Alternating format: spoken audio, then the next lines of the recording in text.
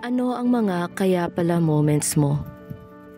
Ito ang mga moments that you have finally realized bakit nangyari or hindi nangyari yung mga bagay-bagay sa iyong buhay. Minsan, may mga gusto tayong mangyari and we pray to God to grant us that certain thing pero hindi nangyari. And then we ask God, Lord, bakit hindi ako natanggap sa work na yun?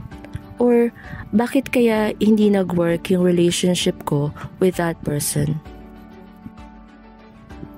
Then after overcoming that stage, we come to realize, ay kaya pala hindi ako natanggap sa work na yun kasi ito yung better work for me wherein I can use the talents that God has given me.